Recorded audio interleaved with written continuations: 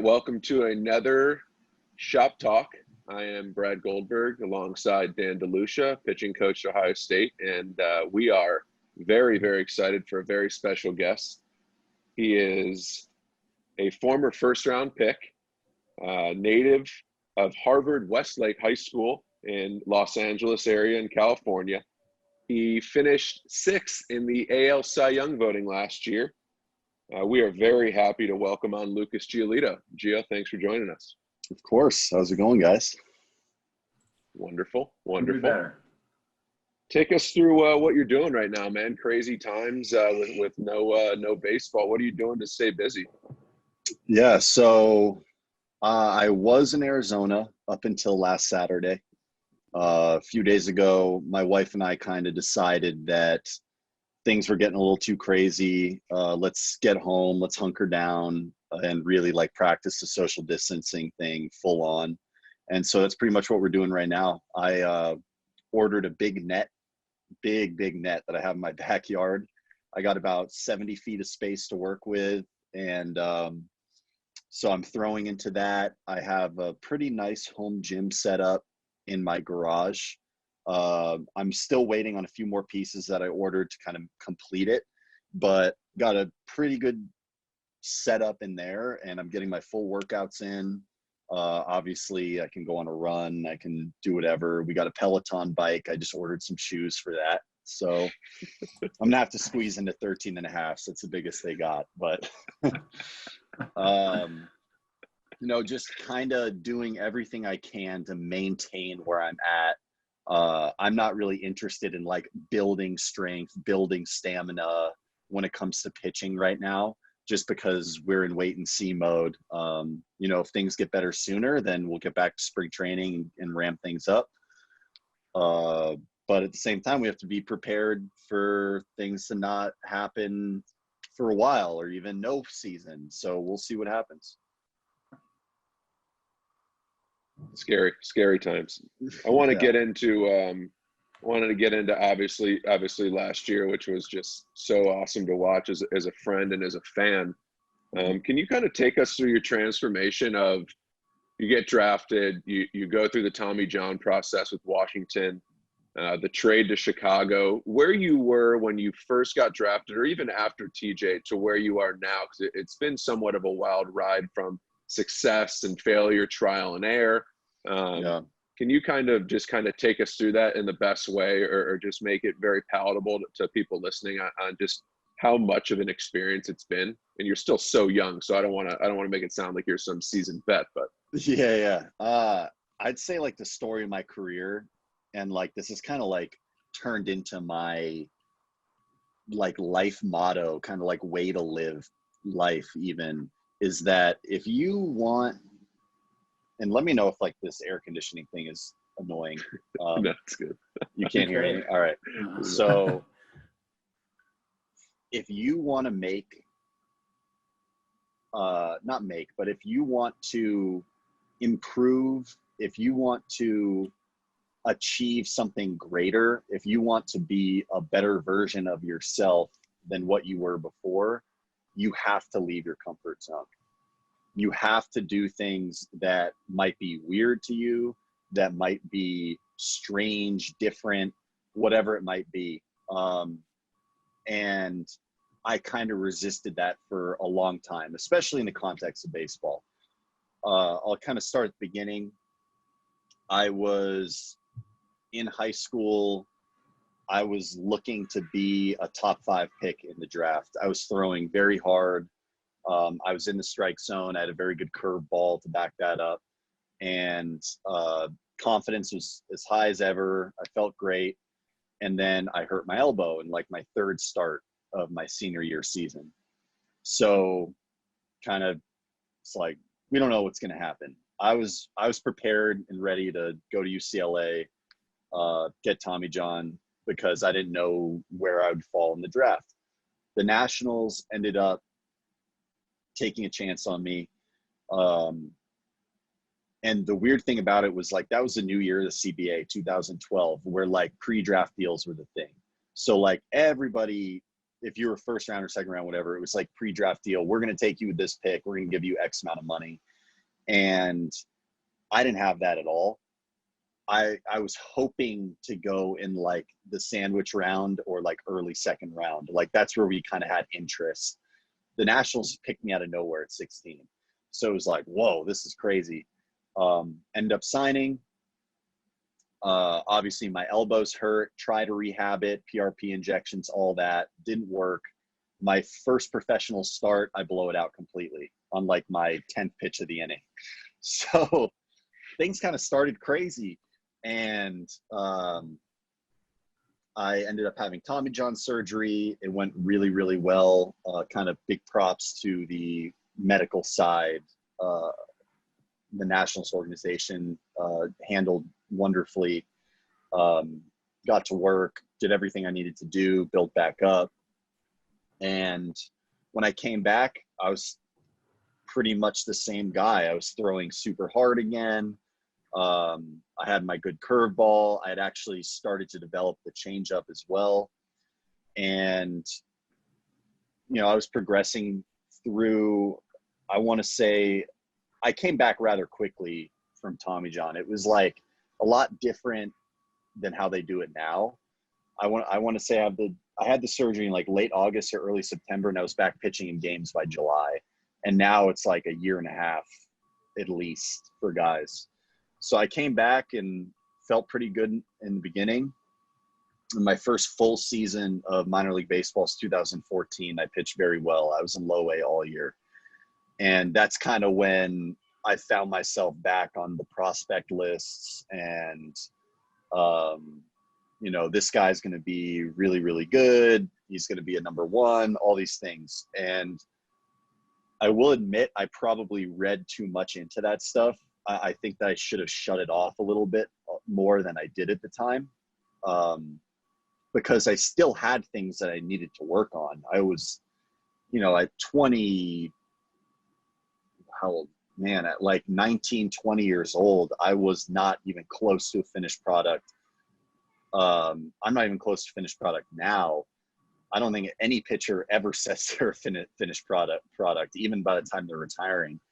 And so I think that I maybe read into that stuff and a little bit, and I didn't really start to develop that like routine you need to have.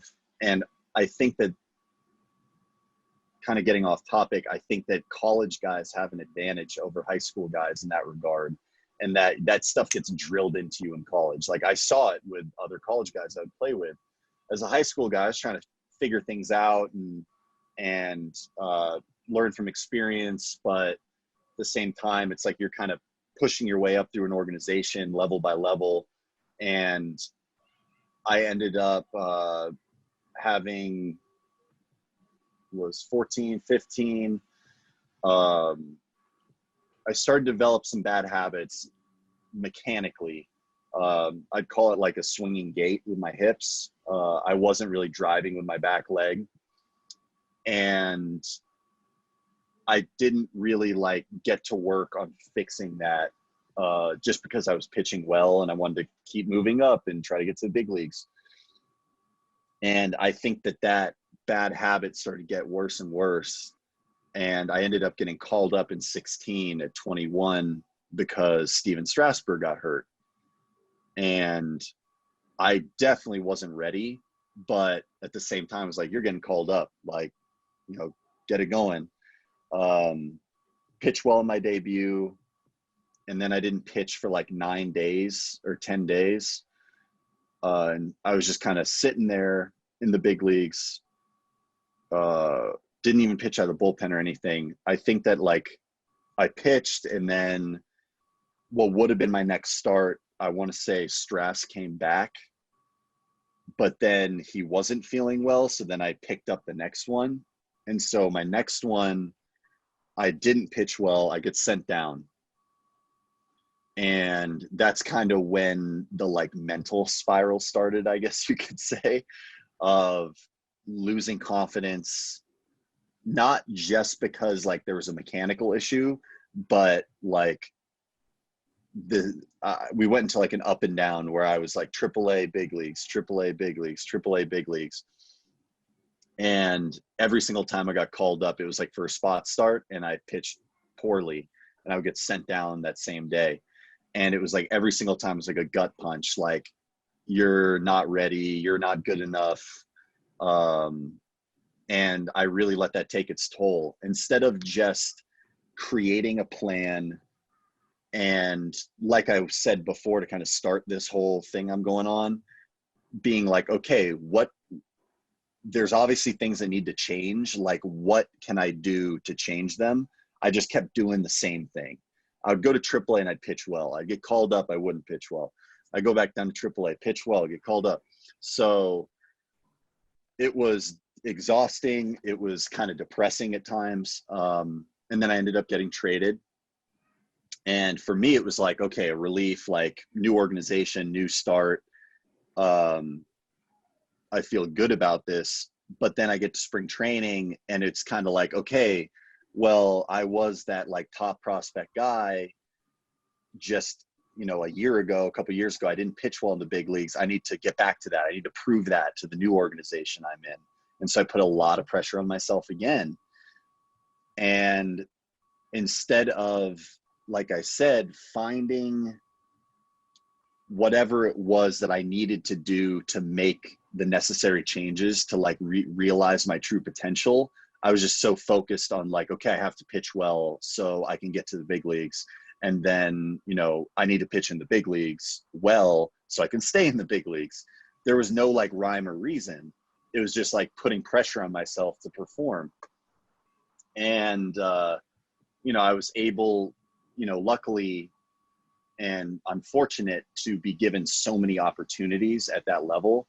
Kind of leads me into 18, where I was like statistically the worst pitcher in baseball, starting pitcher, to where that was like my wake up call right after that season, where it was for me, okay, what I've been doing for the last like 2-3 years hasn't been working. It's time to make a change. And so that's what we ended up doing.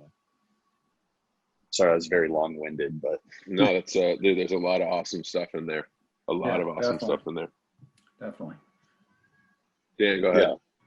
Yeah. So one of the things that everybody talks about is the arm action change. I guess the biggest question is, how did you realize, or how did you, in this process of discovering what it was and going back and revamping things, how did you know it's my arm action? Or was it a process of going through things to discover, and again, it could be a multitude of different things, right? Like that could be one of the things you did, obviously the most glaring, but I guess within that process, how did you discover that? So that's kind of me not trying to figure out everything myself, but kind of going to my circle of trust. And, my circle of trust being my off-season trainer, who like knows my body up and down very, very well. My off-season like pitching guy, Ethan Katz, who's now the assistant pitching coach in the big leagues with San Francisco Giants. He was my pitching coach in high school. He's seen me more than anybody, as far as like, he had me when I was 15 years old and helped mold me into what I was as a 17-year-old first-round pick. And then working with him every single offseason, hands-on, sending him video during seasons in the minor leagues, having him look at things. This guy knows me as a pitcher. Obviously, my big league pitching coaches, Don Cooper, Kurt Hassler, their experience kind of with different types of pitchers like me, taking their input.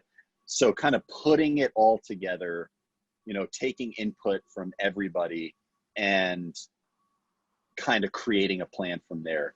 I'd say that going into the beginning of the 2019 off season, so the off season before 2019,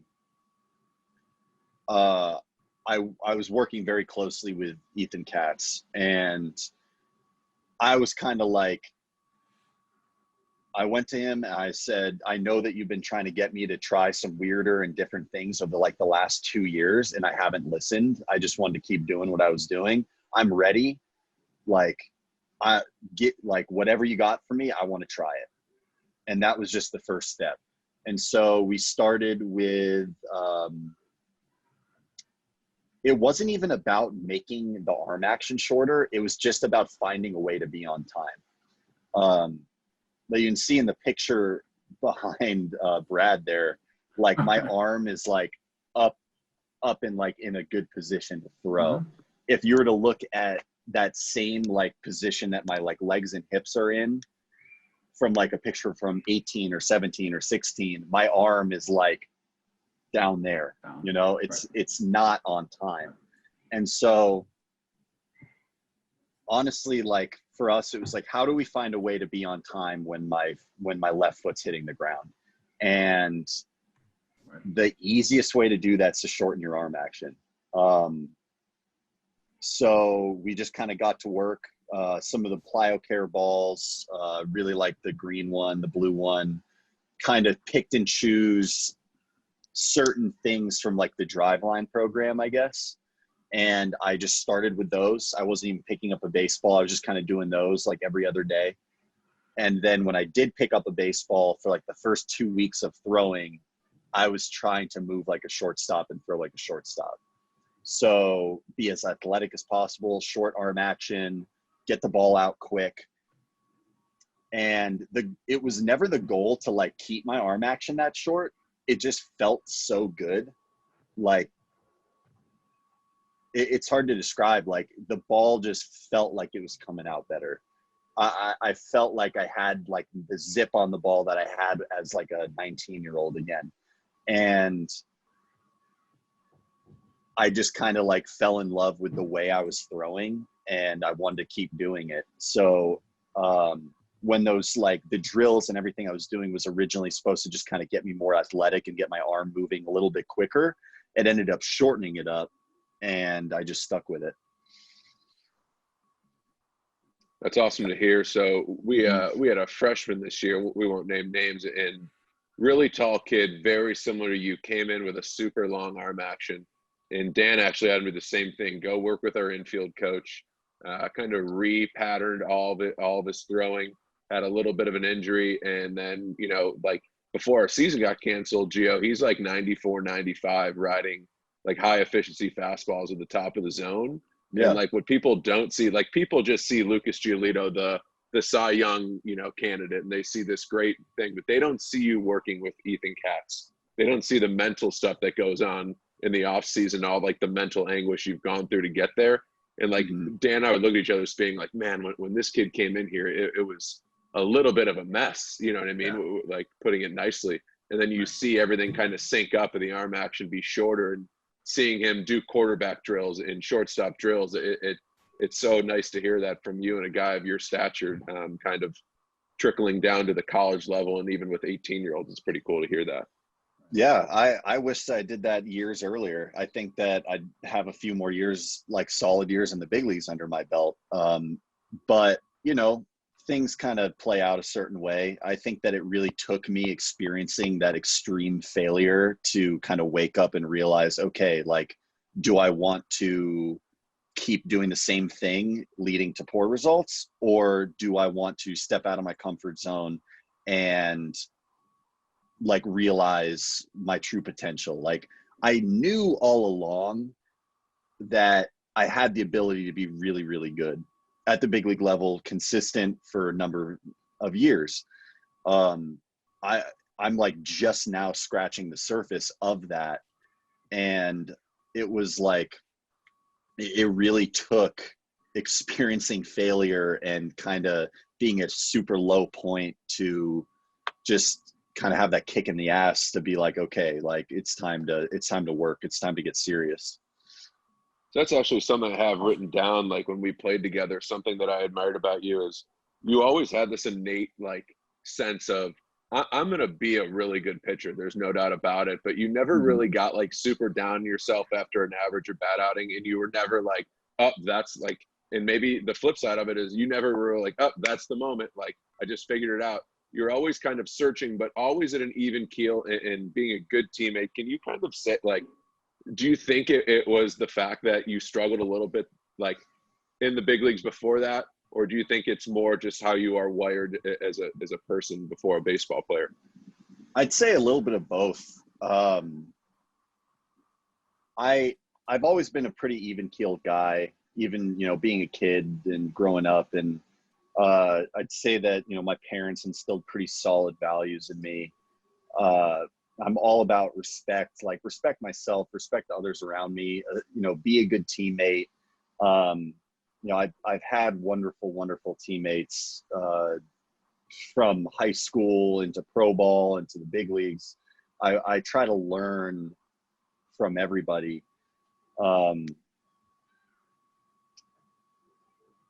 So yeah, I think that it's tough. Like, you don't want to get too low. There were definitely points where I was very, very low in 2018.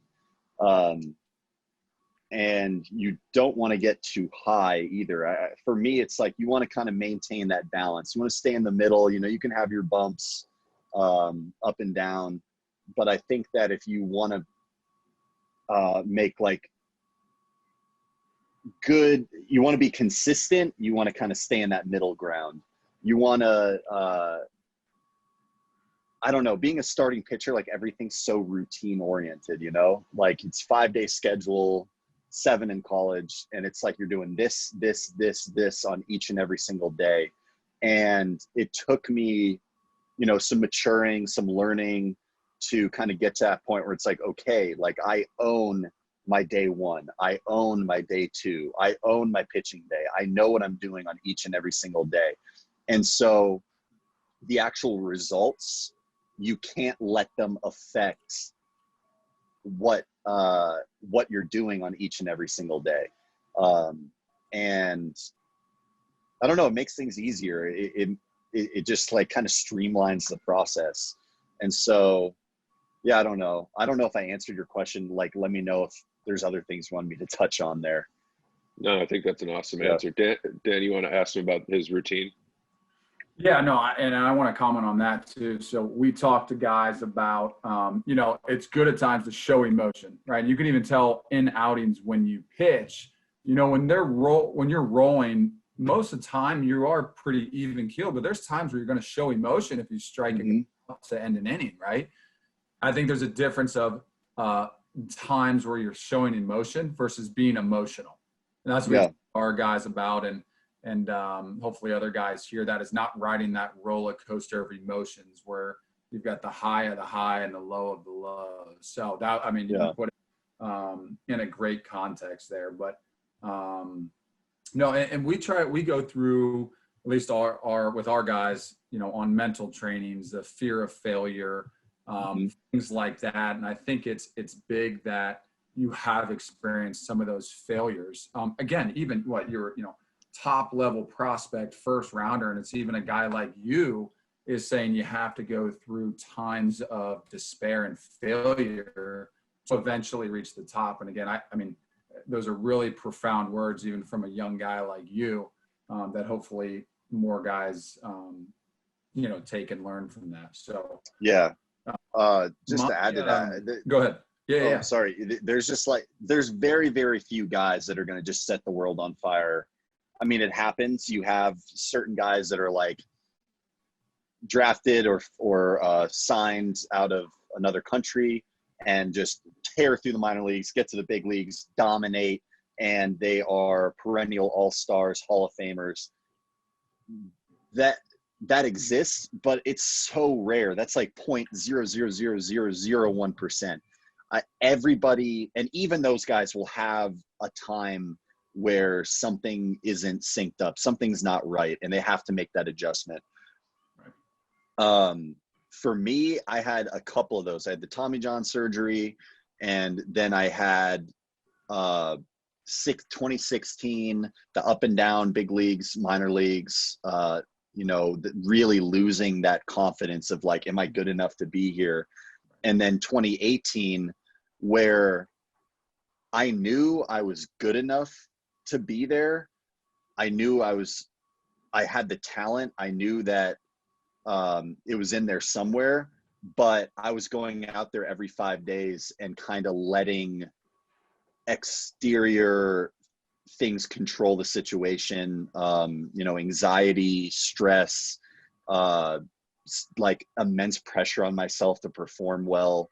Kind of letting all those things really bring me down, as well as not having good mechanics and the stuff not being quite where it needed to be. But that was kind of backseat to the actual the stuff that was really causing problems, which I just touched on. So yeah, I think it's interesting. Everybody has their road, and it's like how you respond to those failures. What do you learn from those? I've definitely learned a lot more from the games where I didn't make it out of the second inning than the games where I went 7 shutout. So yeah. I want to ask you about, you talked about you want to own your day one, own your day two. We actually talked to your good buddy Adam Plutko, was on Shop Talk a couple of days ago, and he had such an awesome interview, and he was talking about his kind of transformation from the college 7-day to the pro 5-day. Can you kind of talk to us about your 5 days and kind of what those look like? And you don't need to give away any special sauce, but I know you and I chatted in the off season about you use the core velocity belt a little bit on day 0. So if you can just give us a kind of a rundown, I think a lot of people would be really interested to see what you do or kind of how you frame your 5-day routine. Yeah, I'm happy to. I don't have any crazy secrets. For me, I'm not a big runner. I kind of realized over the last couple of years that long distance running, just like the flush run, just makes my back hurt, and just makes my body hurt. And it's like, why am I going to continue to do something that's just punishing my body? I am big on lifting. I love lifting heavy. I lift heavy throughout the year. I feel like it helps me maintain strength, build strength. Last year, I really revamped my whole lifting program, and I saw velocity increase as the year went on. I saw higher velocity in later innings than earlier innings, all the things that I wanted to see. I attribute that to the lifting for sure. And not just punishing my body with long distance running all the time. So yeah, for me, day one is the day after you pitch, flush day. I crush lower body, legs, abs. I'll mix in some back stuff as well. And it's so weird. We're so far away from it. I should be in the middle of this right now. Sad, but right? So sad. I know. Yeah. So it's usually a lot of leg stuff. I like isolated leg movements. I like holds. So what are they called? A Bulgarian split squat, a hold, a 45-second hold where it's just blasting your hamstrings and your glutes. I really like stuff. Isometric. Yeah. I really like the hex bar stuff. I'll have heavier days, lighter days, higher rep days. We have the phases in the White Sox, and I like to adhere to those while also mixing in stuff that I have from my own personal trainer and everything like that. Throwing wise, day one is usually just light catch, about 90 feet. And for me, it's important to get my massage, about an hour and a half massage. And as far as running or so I like to do cardio. For me, rowing machine on day one. I really, really like the rowing machine. I think it's a good way for me to get my heart rate, to get my blood pumping, but without that impact on my feet. if like, let's say we're on the road and there's no rowing machine there, then, we have the stationary bike, we got elliptical machine. I like all that stuff. I'll do intervals. And then, going into day 2, I used to throw sides on day 2. I moved to day 3. I actually like day 3 sides better now. Just strictly a feel thing. And so day 2 is an upper body lift. A lot of upper body, but it's a lot of core, a lot of stuff's core involved. I'm always crushing things for my serratus, which is actually the muscle I strained at the end of this past off season. So I've been really paying attention to the serratus stuff. So you got the upper body lift, you got, day 2 is also shoulder program, strength manuals. Shoulder program, like the basics, like the jobs and the bands and things like that. And then also, I'm not the best with like the verbiage, manuals. So you have like eccentric, concentric, I guess. So like you have, I don't know, you're pushing one way and then it's like the resisting where they're trying to push you down and you're trying to resist it. We do a lot of those on day 2. Day 3, I throw my side.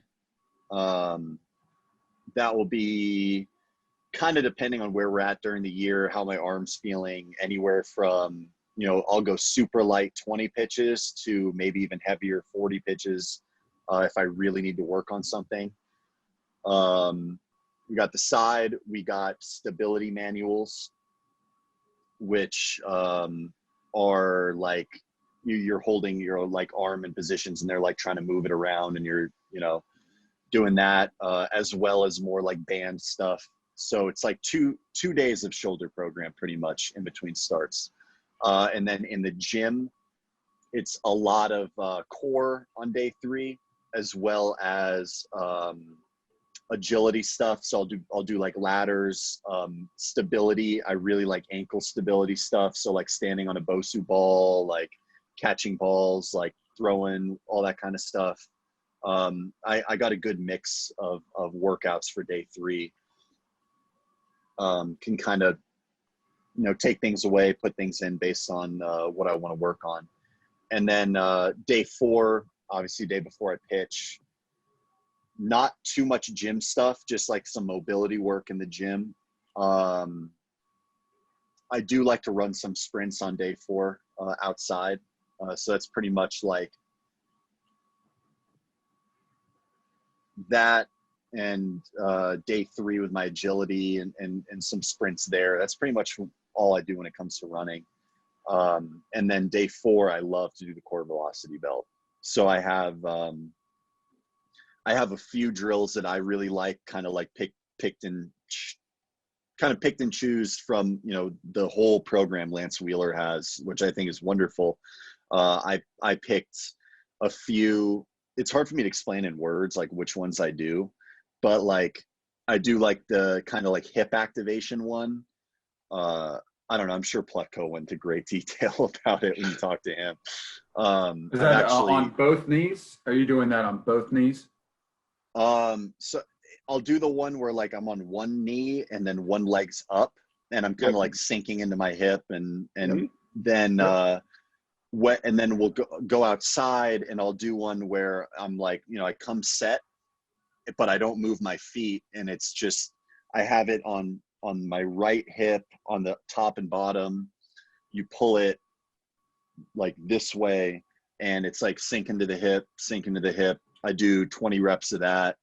And then kind of the next one's a variation of that where it's the same thing. You pull it out and it's like sink into the hip with a little baby step and you separate your hands. And I do 20 reps of that. And then I take off one of the bands, put the band to the middle, bring it around the back and down the mound like it's from the catcher. And I just simulate mechanics. And what I like to do with the core velocity belt on my day 4 is also like hyper visualize, like I'm in the game wherever we are, whether we're home, road, I do the work in the bullpen, but it's like I am out on the mound. I am pitching to this batter. He's leading off. I'm then pitching to this batter. This guy's hitting second. And I am like throwing pitches in my mind. I'm executing pitches while also getting my physical work in with the belt to like feel the like way I want to be going down the mound, from both the stretch and wind up. The amount of reps I do with those kind of depends on how I'm feeling. Sometimes I'll get like so into the visualization that I'll just like do it for a very long time and I kind of have to stop myself. So yeah, that's pretty much that. And then obviously day 5 pitch. I got my like whole pre-game routine, which involves obviously warming up the shoulder and elbow, working the PT stuff, then getting my legs stretched out. And then I like to do some writing. I have a thing I do called CPR, context purpose results, where you write your context, which is like kind of like what you want your state of being to be during the game. Purpose, which you pretty much state the purpose of the game. So like, for example, I'm starting against the Minnesota Twins. It is the last game of our series. If we win this game, then we win the series. I want to go out there and pitch very well for our team so we can win this series and, have a good plane ride. I don't know, something like that. And then the results is my favorite part of it, where it's bullet points. You write the results of the game in the past tense, like they've already happened. But they haven't. Obviously, you're doing it before the game, but you're writing down, like, for me, a big one is always like maintained 100% focus on every single pitch. If I found myself losing focus, I stepped off, I took my deep breath, and I reset, and I got back to the next pitch. I walked 0 batters. I struck out 10 batters. Just writing out results. You got basic ones like, strikeouts, walks, and then you have the more nuanced ones like, maintaining focus and, when runners were in scoring position, I did that, that kind of thing. So that's pretty much it. And then I go out there and compete. That's 5-day. Man, Gio, it's Dude, awesome to hear a lot of that, because we try to enforce visualization, the mental part of the game. We talk to guys like it's majority. You could put a percentage on what the mental part of the game is, but it's definitely the majority, right? And I guess people hear that and they say, okay, yeah, I'll work on the mental game. And some guys take for granted the visualization, the putting yourself in game-like simulations, even just from a mindset. And it's so good to hear you do that, because obviously being an elite pitcher at the highest level, you're doing that. It's not just let's talk about it and it seems like a good concept. You're actually putting that to use. And that's, it's really great to hear that you're actually doing that. Yeah, I think it's extremely important. It's probably the most important thing I do. Yeah. And I give a lot of credit to kind of learning that to the BrainKanix neuro-feedback program. I don't know if you guys want to segue into that now or like talk about it later. That's really where yeah, sure. Yeah, that's really where I learned how important your mind is, how important it is to visualize. And this is actually stuff that like we hear from Ricky. I love playing for Ricky because he tries to enforce that in us as players. For us, we are really starting to come together as a team, and we have very high expectations. We want to play in the postseason. We want to play in the World Series. So why not close your eyes and picture that? Being on the mound in a World Series game, being on the mound in a 1-game, wild card playoff,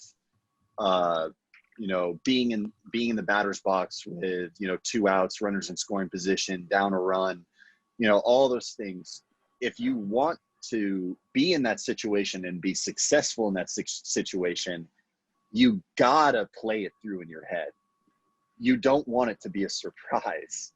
And the best way to be prepared for that situation is to run it through your head and see yourself being successful in that situation. So yeah, kind of segueing into neurofeedback, I honestly think that the physical changes were very, very important, but I could have not changed anything physically and just changed kind of how I was thinking and my mental side, and I still would have been a much better pitcher. So yeah, huge part of that off season and continued work. I still stay on top of my neurofeedback stuff every single year. So basically the way it started was heard about it through a buddy of mine, Max, pitcher with the Braves, Max Fried.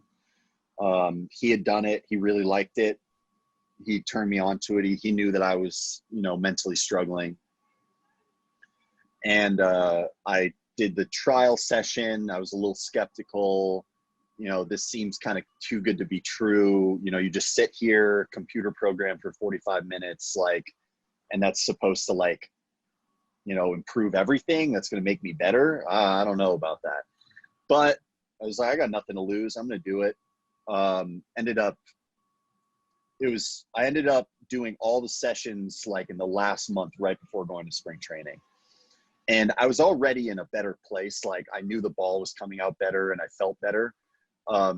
But when it comes to that in-game confidence, when you're out there and you're alone, you're on the mound, and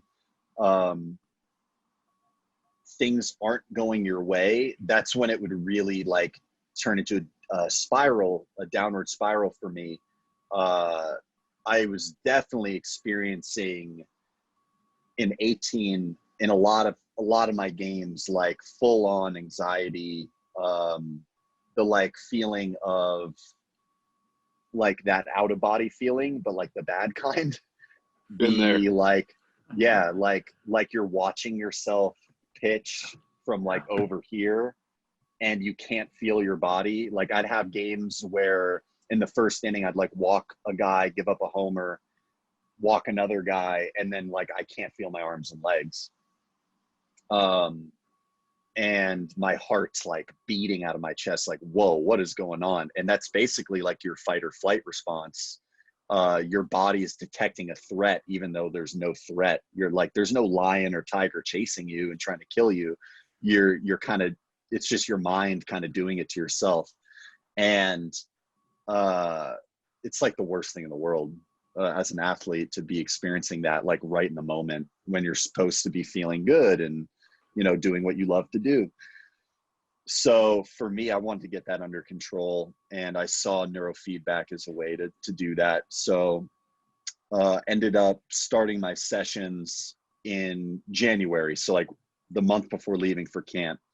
And I kind of marathoned through 28 sessions, I want to say, over the course of 2 to 3 weeks. I did 2 a day. Each one's 45 minutes long, about. And the way it's set up through BrainKanix is, they hook up these receptors on your head that read your brain waves, your alpha, theta. I don't remember the names of the other ones. And the first section, first exercise, I guess you could say, is it's a focus game almost, where the screen basically has a meter that goes up and down, and it's basically detecting how focused are you. And the big part about neurofeedback is the audio feedback. So you hear instruments strings and bass and horns, whatever. You hear those instruments basically kind of in sync with what your brain is outputting as far as the feedback, the the brain waves are concerned. And it's kind of like, it's like conditioning training, I guess. You want to hear the good noises, not the bad ones. And the good noises are obviously when like you are calm, focused, relaxed, paying attention. And so you do that. It's like 2 minutes on, 20-second break, 2 minutes on, 20-second break for 10 minutes. And then the next phase is, my favorite part of it is the guided visualization. And the guided visualization, you, same thing, you have the audio feedback, but it starts out, you close your eyes and you have like the like visualization guide talking to you in the beginning. Basically, the first question asks like, what do you want to improve? And you kind of think to yourself, or you can say out loud, what you want to be better at, what you want to improve. Then the next part is put yourself in a situation that would like cause anxiety, that would, cause negative reaction, that you don't feel comfortable in, that you don't feel confident in.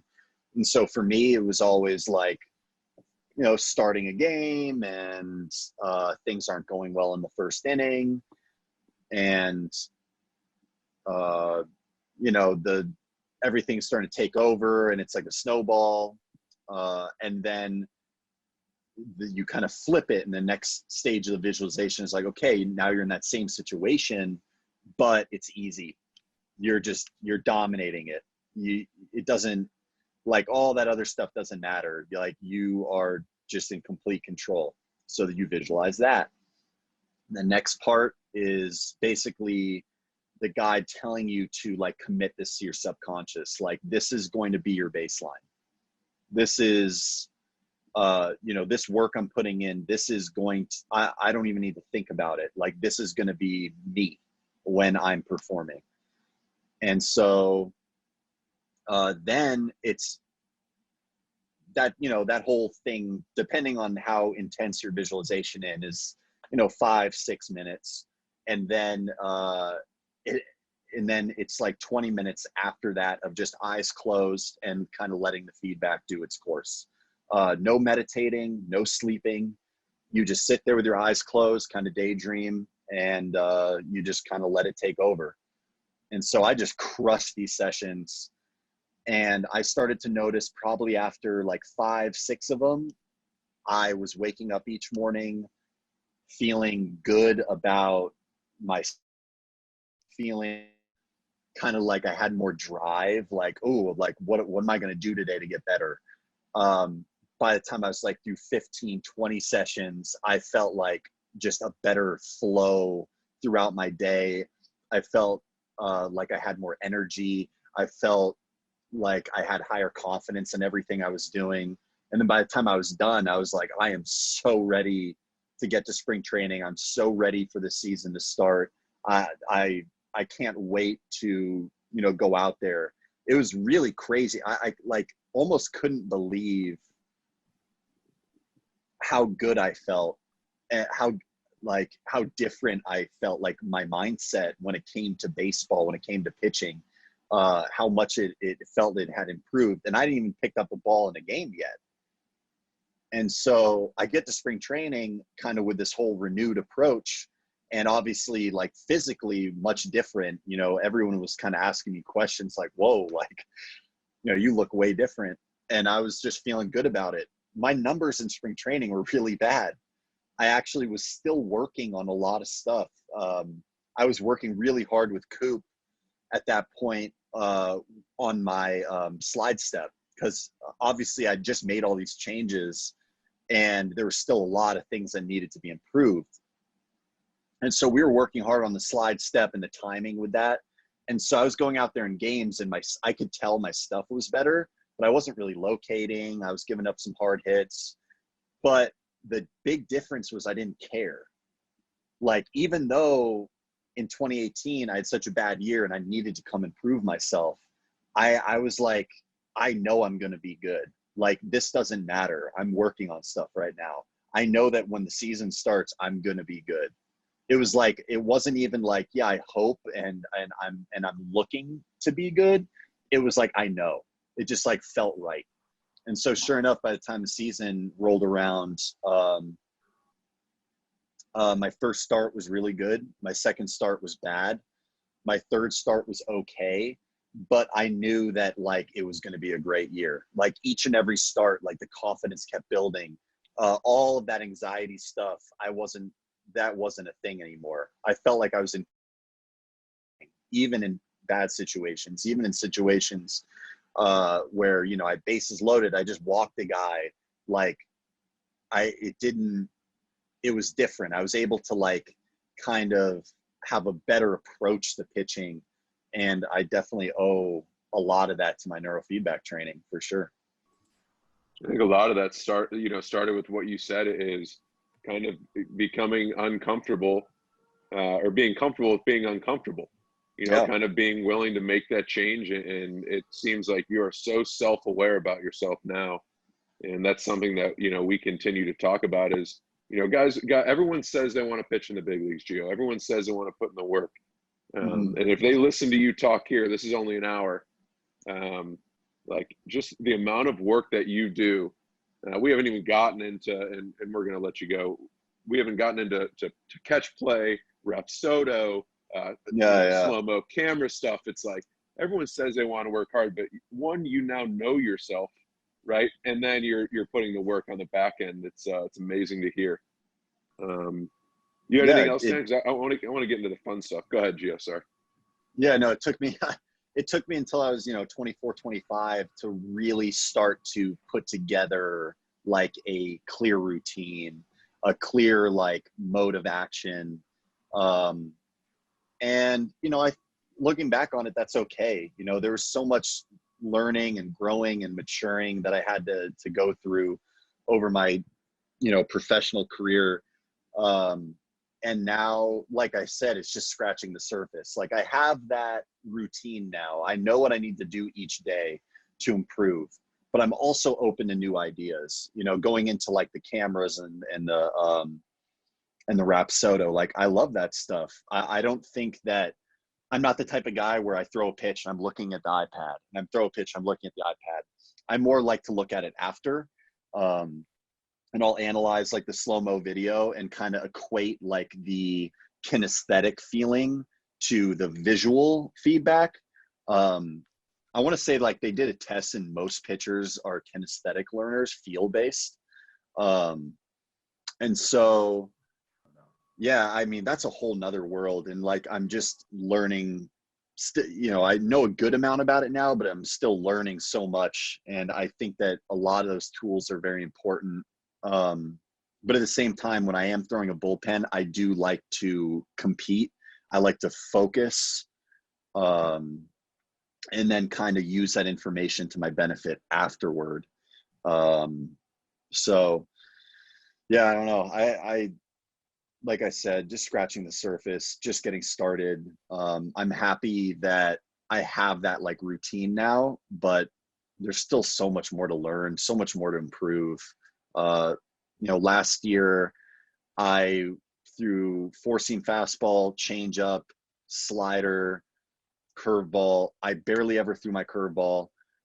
I had good days and bad days with my slider, and a lot of the games I was a 2-pitch pitcher. I know that I can be a 4-pitch pitcher and be able to go to any single one of them at any point. I'm not there yet, but that's what we're working towards.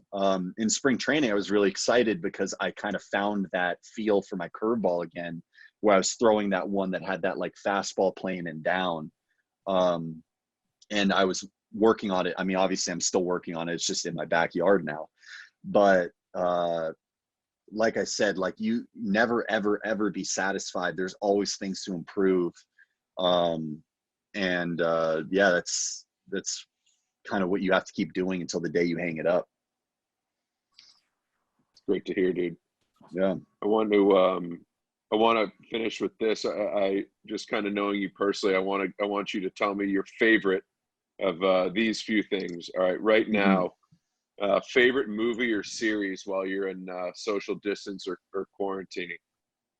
I want to say a week ago, Ari and I, my wife, we finally got around to watching Parasite, won Best Picture this year. Yeah. Whoa, that was really, really good. It's a foreign film, correct?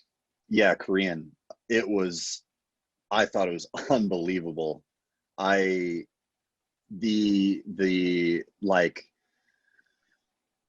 Top to bottom, it was shot so cool.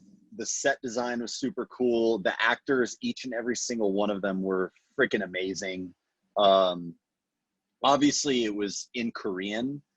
And so like the translation, I know they try to do the best they can with the translation when it comes to the subtitles. Some things were like, you can tell that it's like, this isn't really like a word or phrase that we have in English. So like, it seemed a little strange, but like, I don't know. I highly recommend that movie. Television, I got Ari on Curb Your Enthusiasm, which is my favorite TV comedy. So we watched the latest season, season 10, and then actually we went back to season 1 and we kind of like started it all over, because I watched the early seasons of Curb when I was like, I don't know, 12, 13 years old. So doing that. I love my trash reality TV. We watched about 5 hours of Love is Blind on Netflix last night. Oh, I watched it. And yeah, I immediately got addicted to that. I think that's a ton of fun. Yeah, and then I'm trying to think. Tiger King, we crushed Tiger King. That was something. That's America at its finest right there. Carol definitely killed her husband. There's no doubt about it. Yeah, I think that all those people are not very, redeemable characters. But I don't know. We did some research into like Carol's the Tiger Sanctuary, and they actually, like, after doing some research into it, they actually like do things well over there, all things considered. But yeah, that was a little bit sketchy about her and her ex-husband there. So yeah, I don't know, there's a lot of good stuff to watch right now. I have not watched Ozark at all, and I saw the 3rd season came out and a lot of people are on that. You guys like Ozark? No, I'm in the same boat as you. Heard the same. It's on the top of my list. Yeah, we might start that. So yeah, a lot of time to kill. I also got my video games too. I've been crushing the That was my Call of next Duty. one. You're better than me, man. Let me like when I was playing with you, you had these elaborate setups and really good with your monitors and building your systems out. What are you on right now? I know you mentioned Call of Duty. Yeah, so I'm sitting at my desk right now. Can I flip this around? I think I can. Yeah. So got my PC, got the 2 monitors, PlayStation right there, Switch. The PC's not on right now, but yeah, I play Call of Duty on there. I played Rocket League since like 2015, since it came out. I still play that from time to time. On Switch, this game called Animal Crossing came out, which is like an amazing time killer. And then MLB The Show 20 too, to get the baseball fix on the PlayStation. So a lot of good stuff. All right, I got 2 more. I want to know what your favorite shoe is right now, or what you're into with the shoe game. Oh man. Well, right now my favorite shoe is the UGG slipper, because we're just at home all day. Good. My most recent like cool shoe pickup was the Travis Scott Jordan 1. Yeah, right there. There you go. I love it. You got slippers are where it's at right now. You got like the brown Travis Scott ones? Yeah, the one with the pink shoelaces and the backwards Nike. Yeah, so I got that. I would love to get a pair of Off-Whites, but Nike's not having that right now. So, you know, maybe if I have a couple Cy more Young, good years, yeah, Cy Young, maybe I'll get some Off-Whites. But yeah, that's pretty much it. Not really buying too much right now. I'd say the Travis Scotts were my coolest latest pickup. I actually got them through Baller. Who? Brian Ball, who's our Oh, head really? trainer now. Do you remember I know Baller? Ballers. Of course. Yeah. That's funny. He's a big sneakerhead, so He's the plug. yeah. Last question. Your favorite kind of sushi and where from?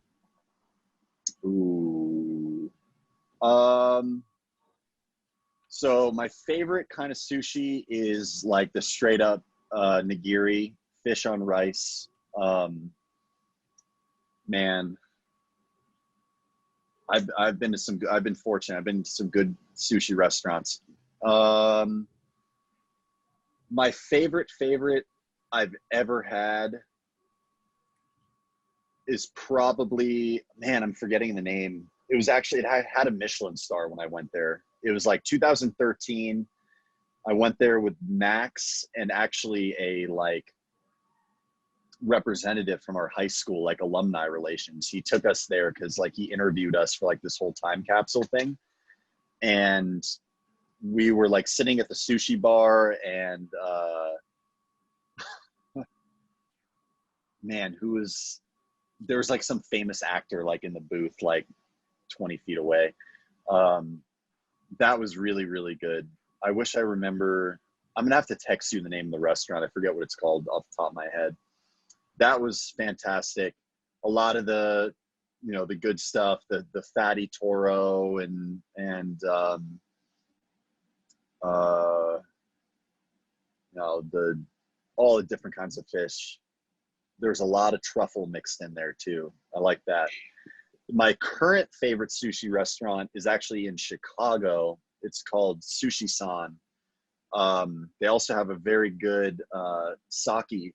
They have like a sommelier of sake, which I didn't know was a thing. Yeah, that's really cool. They have very good fish there, very good quality.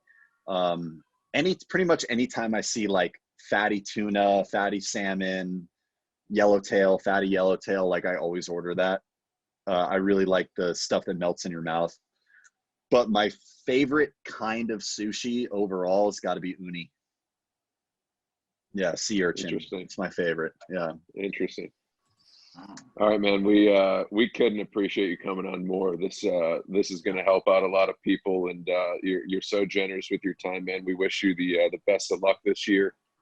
And we'll be talking, man. Thank you so much. Yeah, no, thank you guys. This is, you know, with all this downtime, like I obviously miss baseball a ton. And it's cool to be able to talk about it for a little while. And like I said, hopefully help some kids out and yeah, appreciate you guys having me. Yeah, we miss it too, man. We'll talk soon, Gio. Thank you, man. All right. See you guys. Thanks, Gio. Take care.